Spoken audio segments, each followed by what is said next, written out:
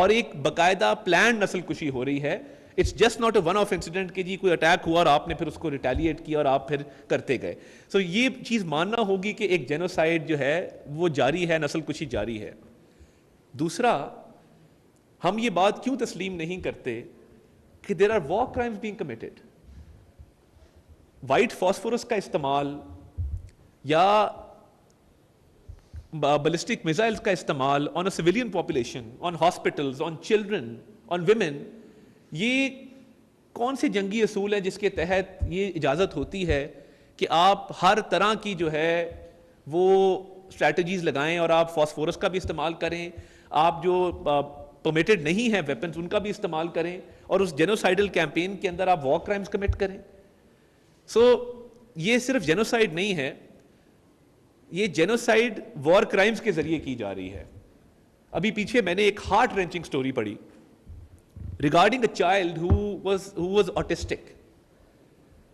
اب ایک آٹسٹک بچہ جس کو پتہ ہی نہیں ہے کہ کیا ہو رہا ہے, آپ اس کو کیوں اٹیک کریں؟ اس کا کیا قصور ہے؟ اس نے آپ کی سیفٹی سیکورٹی کو کس طرح افیکٹ کیا ہے؟ آپ ٹھیک ہے باقی لوگوں کی بات کرتے ہیں, ہمارے ساتھ فلاں ہوا, یہ ہوا, وہ ہوا, بٹ دا پوائنٹ از کہ آپ جب یہ وار کرائمز کمٹ کر رہے ہیں, آپ نہیں دیکھ رہے کہ آپ کسی ہسپتال پر بمباری کر رہے ہیں, کسی بچے کو مار رہے ہیں. سو یہ دو چیزیں پاکستان نے یہ ایز اے ممبر اسٹیٹ اور ایک رسپانسبلٹی کا ثبوت دیتے ہوئے وزیر اعظم صاحب نے یہ دونوں پوائنٹس ریز کیے کہ ایک تو نسل کشی کی جا رہی ہے اور دوسرا جنگی جرائم کا ارتکاب کیا جا رہا ہے. اور تیسری بات یہ, اور بہت اہم بات ہے, کہ اس کی اکاؤنٹیبلٹی ہوگی کہ نہیں ہوگی. ہم نے یہ بھی ارج کیا اور یہ ایس سی او ممبر اسٹیٹس کو بھی کہا کہ the world must hold Israel accountable for these war crimes and genocide because there seems to be no end to it.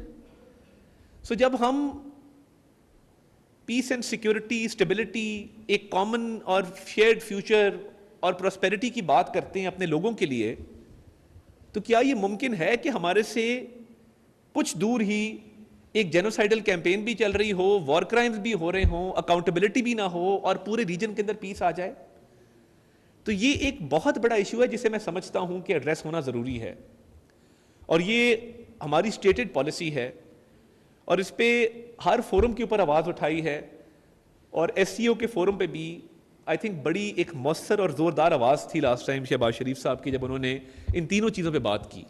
اور فلسطین کا جو ایشو ہے, دیکھیے ہماری بڑی کلیئر پالیسی اس کے اوپر کہ پری 1967 بارڈرز ود القدس ایز دا کیپٹل اس طرف جانا چاہیے, اور یو این کے سیکیورٹی کاؤنسل کے ریزولوشن بھی یہی کہتے ہیں. تو میں یہ سمجھتا ہوں کہ ریجن کے اندر پراسپیرٹی, جب دنیا میں امن قائم نہیں ہو سکتا مڈل ایسٹ میں امن کے بغیر, تو پھر regional security, regional stability, collaborations یہ کیسے آگے بڑھیں گی؟ تو میں چاہتا تھا کہ میں آپ نے موقع دیا تو یہ ایک بہت ریلیونٹ ایشو ہے, اور یہ ہم سب کا ایشو ہے, ہر انسان کا یہ ایشو ہے جس پر بات کرنا میں سمجھتا ہوں بہت ضروری ہے. ہم اپنی جو ایک فائنینشیل انٹیگریشن ہے جہاں پہ بہت سارے معاملات لنک ہوتے ہیں کلائمیٹ چینج سے, میں چاہتا تھا کہ I should get this heavy agenda out of the way, تو میں اب فائنینشیل انٹیگریشن اور اکنامک اسٹیبلٹی کی طرف آتا ہوں. اور میں یہ سمجھتا ہوں کہ ابھی جو اکنامک انڈیکیٹرز ہیں پاکستان کے, اس میں اگر ہماری ٹریڈ اور انویسٹمنٹ بڑھی, اور دیکھیے ہماری اسٹریٹجک لوکیشن جو ہے that provides us with an opportunity to collaborate further with our neighbors, with our regional partners, Central Asia for that matter. ہم سینٹرل ایشیا جاتے ہیں, سب سے پہلے بات یہ ہوتی ہے کہ ہماری ان کے ساتھ ٹریڈ انڈر یوٹیلائزڈ ہے. ہمارے پاس کراچی کا پورٹ موجود ہے, ہمارے پاس گوادر کا پورٹ موجود ہے, ہمارے پاس لینڈ روٹس اویلیبل ہیں. سو آئی تھنک جہاں پہ ہم باقی ایشوز کی بات کرتے ہیں وہاں پہ بہت اہم ہے کہ انویسٹمنٹس کو بڑھانے کے لیے, ٹریڈ کو بڑھانے کے لیے, اور ریجن کے اندر کوآپریشن کو مزید بڑھانے کے لیے I think there needs to be more financial integration and economic cooperation between the member states, جو کہ آلریڈی اس پہ کام ہو رہا ہے, بٹ جتنا اس کو بڑھایا جائے اتنا کم ہے. اینڈ پاکستان اس دفعہ آپ اگر اس فائنینشیل ایئر کے فرسٹ کوارٹر کے ریمیٹنسز دیکھیں, $8.8 بلین جو ہیں وہ ہماری ریمیٹنسز پہنچے ہیں, اور I think it's record high. اتنی ہماری ریمیٹنسز کبھی بھی نہیں تھی. ہمارا ٹوٹل آئی ایم ایف کا پروگرام جو ہے وہ $7 بلین کا ہے, اور ہماری ریمیٹنسز 3 ماہ کی جو ہیں وہ $8.8 بلین کے اوپر ہے. اور میں خصوصی طور پہ ذکر کروں گا کہ اس IMF کے اگریمنٹ کا بھی شاید پاسبلٹی نہ ہوتی اگر چین نے آؤٹ آف دا وے پاکستان کو سپورٹ ایکسٹینڈ نہ کی ہوتی. تو میں یہ بھی ایکنالج کروں گا کہ چائنا کا جو اس میں رول تھا, سعودی عربیہ کا جو رول تھا, UAE کا رول تھا, تمام دوست ممالک جو اس میں اپنا کردار ادا کیا. We have lot to offer. اگر اس فائنینشیل انٹیگریشن کو اور اکنامک کوآپریشن کو بڑھایا جائے, ٹریڈ اور انویسٹمنٹس کو بڑھایا جائے, تو اس وقت ہم دیکھ رہے ہیں کہ پاکستان کے اندر ایک we have a youth bulge. 68% of our population is a young population. ہمارے پاس دنیا کے second largest IT freelancers موجود ہیں. ہماری ٹیکنالوجی سیکٹر بہت گرو کر رہا ہے. اور دیکھیے the way forward even for regional cooperation is digital economy. جب تک آپ اکانومی کی ڈیجیٹائزیشن کی طرف موو نہیں کریں گے, آپ اس ریس میں بہت پیچھے رہ جائیں گے. ہم نے چھوٹی سی کاوش کی, ہمارا جو فیڈرل بورڈ آف ریونیو ہے اس کی ڈیجیٹائزیشن کے حوالے سے ہم نے ایک کاوش شروع کی. ہمارا within no time tax filers کا جو تعداد ہے وہ دگنی ہو گئی ہے پہلے سے. تو میں سمجھتا ہوں کہ جب آپس میں کوآپریشن اور کوآرڈینیشن بڑھے گی اور فائنینشیل انٹیگریشن ہوگی تو اس میں ڈیجیٹل اکانومی کا بڑا رول ہے. اور وہ ممالک جو ڈیجیٹل ڈومین میں زیادہ مہارت رکھتے ہیں, ہم ان سے بہت زیادہ کولیبریٹ کر سکتے ہیں, کوآپریٹ کر سکتے ہیں, سیکھ سکتے ہیں.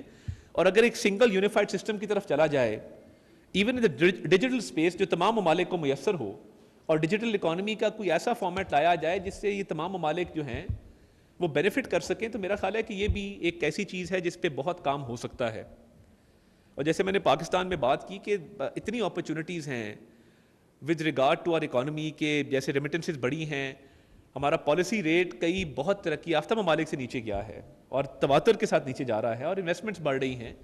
اگر آپ ایکسپورٹس کو دیکھیں, IT ایکسپورٹس ہماری $3.2 بلین کے اوپر اس وقت. ایکسپورٹس اوور آل ہماری 14% بڑی ہیں. سو جہاں اکنامک انڈیکیٹرز بہتر ہو رہے ہیں, یہ ریجنل کوآپریشن کے بغیر ممکن نہیں تھا, چائنا کی کوآپریشن کے بغیر ممکن نہیں تھا. جو ٹریڈ اور انویسٹمنٹس کو بڑھانے کی بات ہے, جب تک دوست ممالک کے ساتھ اس پہ کوآرڈینیشن, کوآپریشن اور مزید اگریمنٹس نہیں ہوں گے یہ ممکن نہیں ہوگا. تو اس لیے for a better future, for a bright future, for a prosperous future, ضرورت اس بات کی ہے کہ جہاں پہ باقی ایریاز کے اندر کولیبریٹ اور آپس میں چیزیں طے کی جائیں, وہاں پہ ڈیجیٹل اکانومی کی طرف اور ٹریڈ اور انویسٹمنٹس کو بڑھانے کی طرف اور ٹریڈ روٹس کو مزید بہتر کرنے کی طرف بھی اس کا فوکس ہو. اور انشاءاللہ تعالیٰ جس طریقے سے پاکستان نے اپنا کردار ادا کیا ہے ریجن کے اندر, ہم کرتے رہیں گے. اور ہم we believe in the SCO and we believe کہ آگے کا جو ایک روشن مستقبل ہے وہ اس فورم کے ساتھ جڑا ہے, اس فورم کی کولیبریشنز کے ساتھ, پارٹنرشپس کے ساتھ جڑا ہے, اور اس کو مزید سسٹینیبل اور افیکٹو بنانے کی ضرورت ہے. As a responsible member state we will continue to play our role. اور ہم چاہیں گے کہ کلچرل ایکسچینجز بھی ہوں, پیپل ٹو پیپل ایکسچینجز بھی ہوں. اتنا کامن کلچر ہے اس پورے ریجن کے اندر. آپ لینگویج کو دیکھ لیں, آپ سینٹرل ایشیا چلے جائیں, آپ ارد گرد کے علاقوں میں چلے جائیں, آپ کی لینگویج سے ملتی جلتی چیزیں آپ کو ملیں گی, آپ کے کلچر کے ساتھ ملتی جلتی چیزیں ملیں گی. So I think there is a need to promote culture, there is a need to promote people to people exchanges, and with more collaboration I think we can take the people of the region towards prosperity inshallah ta'ala. Thank you very much ji, aapka bahut bahut shukriya. وزیر اطلاعات عطا تارڑ کی SCO conference کے حوالے سے گفتگو. SCO علاقائی تعاون کے حوالے سے اہم فورم ہے. SCO سربراہ کانفرنس کی میزبانی پاکستان کے لیے اعزاز کی بات ہے. معیشت کے حوالے سے انہوں نے کہا کہ اچھی خبریں آ رہی ہیں, معاشی بہتری کے ثمرات